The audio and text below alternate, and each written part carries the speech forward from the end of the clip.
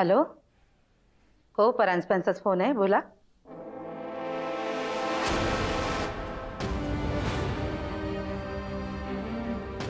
काय?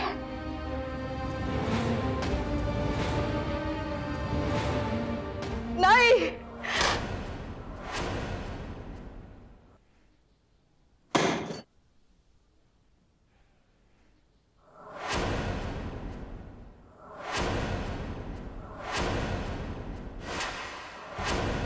आई आई आई काय झालं? आई आते, आई सोहा, आई आई अगं बोल काहीतरी, काय झालं? आई कसला आवाज झाला? आई काही बोलतच नाहीये. वहिनी, वहिनी, अगं काय झालं? आई बोल ना काहीतरी. मी पाणी. आई, आई काय होतंय तुला? आई, वहिनी, वहिनी, आई, पाणी घे. आई, पाणी. वहिनी, पाणी ठेवून द्या. वहिनी उठ. आई, सावकाश. आई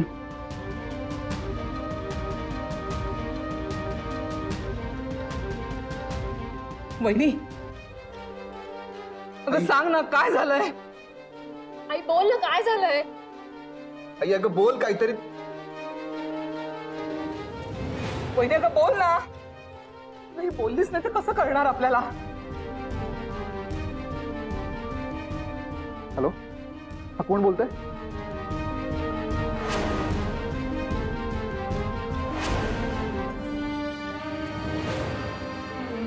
काय? अभि, अभि काय झालं? हं? अरे कुणाचा फोन आहे? अभि बोल ना काहीतरी. काय झालं सांग ना. आई काय झालंय?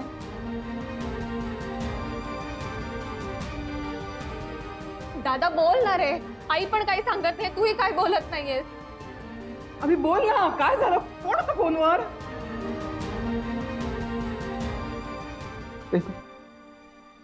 तू आईकडे लक्ष दे.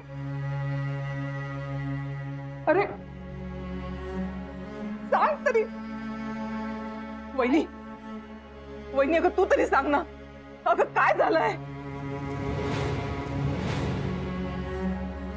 आई कळणार कसं आम्हाला? बोल की काहीतरी.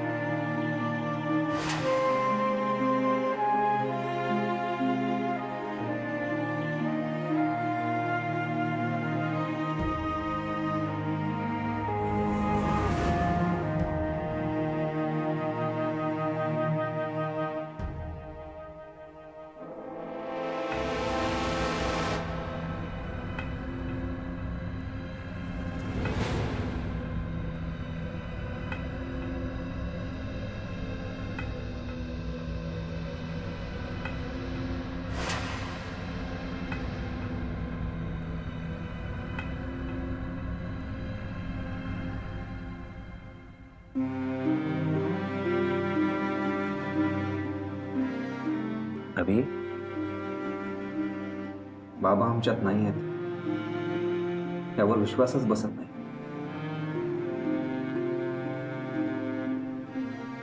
मी समजू शकतो. इनफॅक्ट मला जेव्हा कळलं, माझी सुद्धा काही वेगळी अवस्था नव्हती.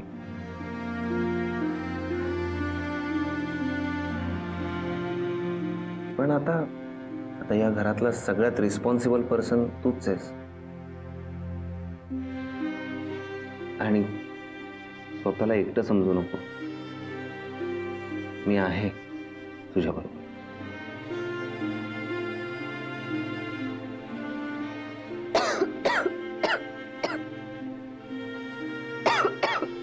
एक मिनिट हा.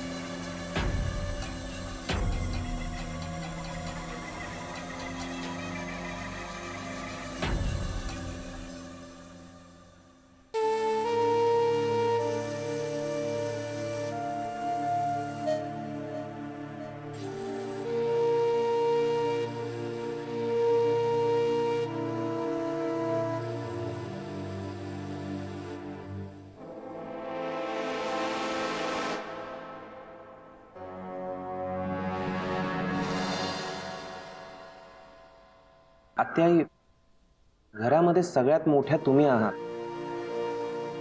आता सगळ्यांना मानसिक आधाराची गरज आहे तुमच्या. तुम्ही जर का सावरून उभा राहिल्यात तर सगळे तुमचा हात धरून उभे राहतील. पण तुम्हीच जर का हिंमत हारली तर बाकीच्यांनी कोणाकडे बघायचं?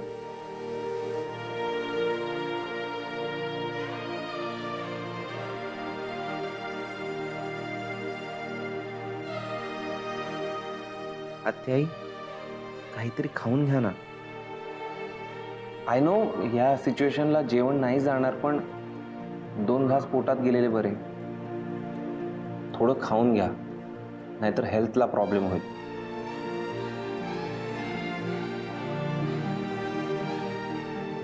आत्याई, मी म्हणतोय म्हणून तरी निदान 2 घास खा. वहिनी, चल थोडं खाऊन घे. सोहा, तू पण चल. आत्याई, आई अजून रडलेल्या नाहीयेत.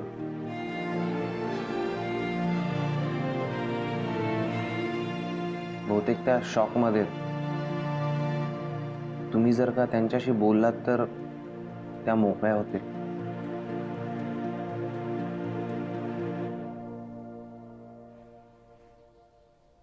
वहिनी, कंस, अभिचे बाबा अजून घरी नाही आले. सकाळीच बाहेर गेले होते.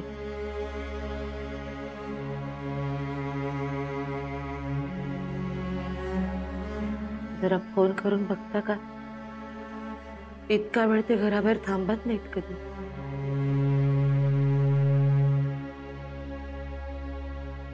वहिनी, दादानी उभ्या आयुष्यात कधी कोणावर अन्याय होऊ दिला नाही. त्याच्या कामात त्यांनी कधीच कमतरता ठेवली नाही.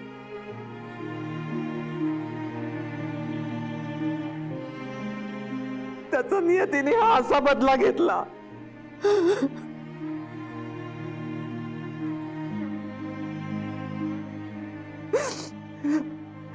आता दादा वरच्या कोर्टात दाद मागायला निघून गेला ग.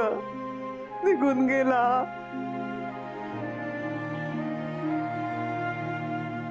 वहिनी, तुला कळतंय का? दादा आपल्याला कायमच सोडून गेलाय. आता किती वाट बघितली ना तरी तो परत नाही येणार ग. परत नाही येणार.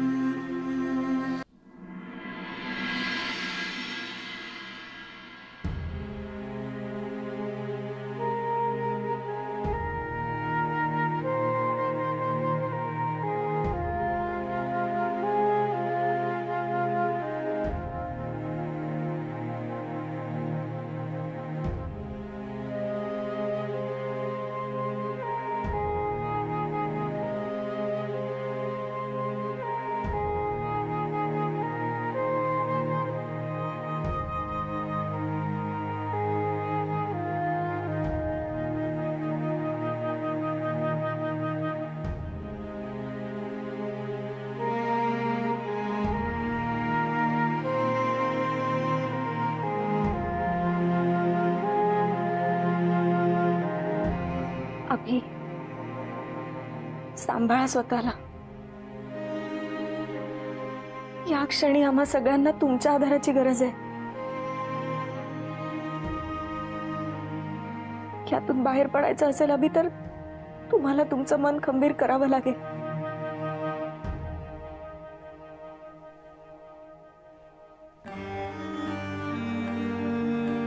नक्षी, बाबांचा जेव्हा ऍक्सिडेंट झाला तेव्हा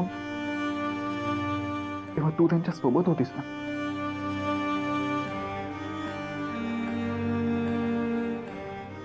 दुर्दैवाने हे सगळं घडलं तेव्हा मी त्यांच्या सोबत होते. हे सगळं नाही विसरू शकत आहे अभि. पण बाबा नेहमीच सेफ ड्रायव्हिंग करायचे, मग तरी सुद्धा ऍक्सिडेंट कसा झाला? मी आणि बाबा घरातून सोबतच निघालो.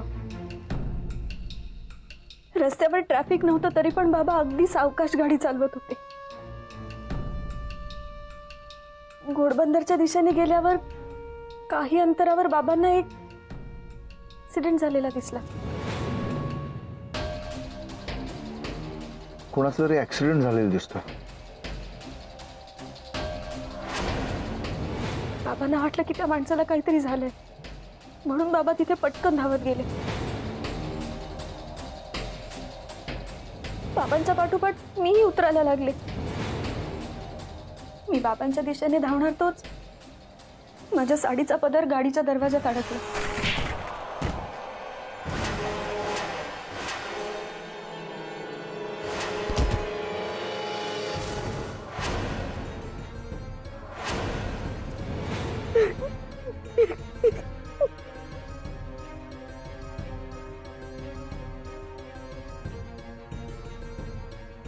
मीनाक्षी,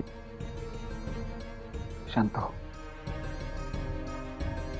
बघ, तिथे तुझी काय अवस्था झाली असेल मी समजू शकतो.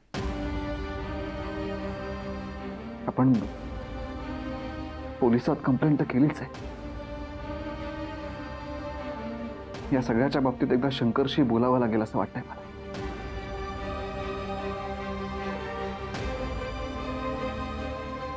ज्या गाडीने बाबांचा ऍक्सिडेंट झाला ती गाडी कोणाची होती?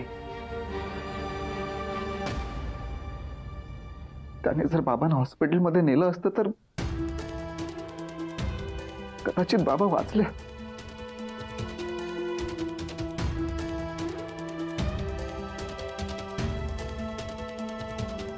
नाही, तो निर्दयी माणूस कोण होता ते आपल्याला कळायलाच हवं.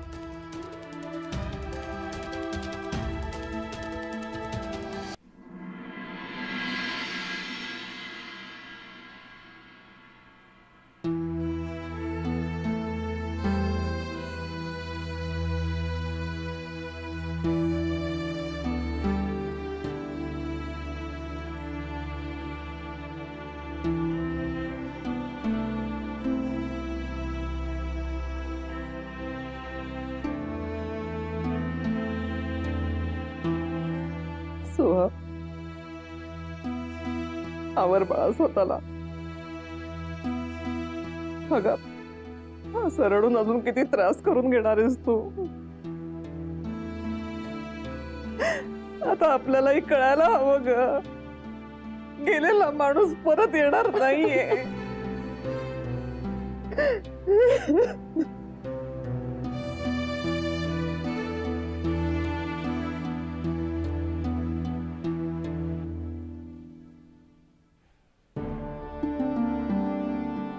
Soha, Soha, please control your emotions.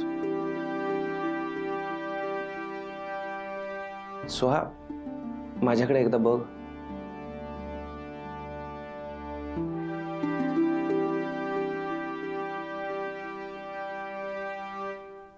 Soha, मी काय म्हणतोय त्याच्याकडे नीट लक्ष दे. बघ, जे काही घडलं ते घडायला नको होतं. कसं असतं, हा सगळा डेस्टिनीचा खेळ असतो. डेस्टिनी समोर आपण काहीच करू शकत नाही. सुहा आवर, स्वतःला शांत हो. तेजस कशी शांत हो मी? बाबा होते माझे ते. आतापर्यंत आजूबाजूला होते, माझी काळजी करत होते रे. माझ्या डोळ्यासमोर मी मीनाक्षीला आणि बाबांना बाहेर जाताना बघितलं आणि लगेच त्यांच्या ऍक्सिडेंटची न्यूज येते. त्यांच्या सोबत असलेल्या मीनाक्षीचा केसालाही धक्का नाही लागत. आणि माझे बाबा आते, मला माझे बाबा हवे. तू काही कर, मला माझे बाबा.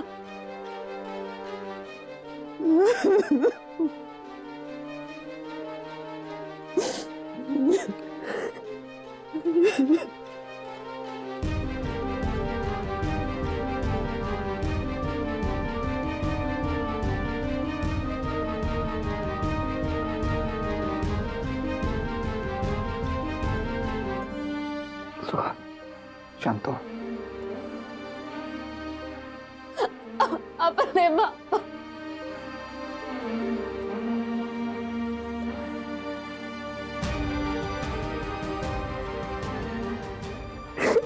अपने बाबा.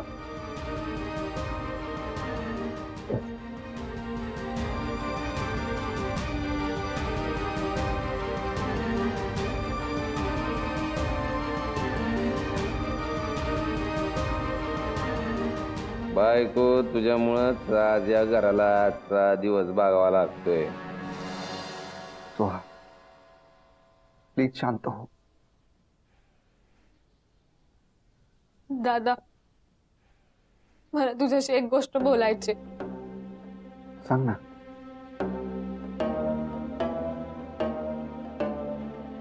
हा सगळा प्रकार घडण्याच्या आधी मीनाक्षी आणि बाबा त्यांच्या रूम मध्ये काहीतरी बोलत होते. मी गेले तर मला तिथे थांबूही दिलं नाही.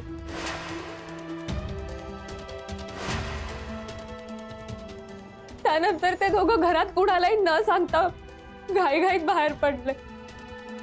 मला तर कळतच नाही कोणत्या एवढ्या गहन विषयावर चर्चा चालू होती.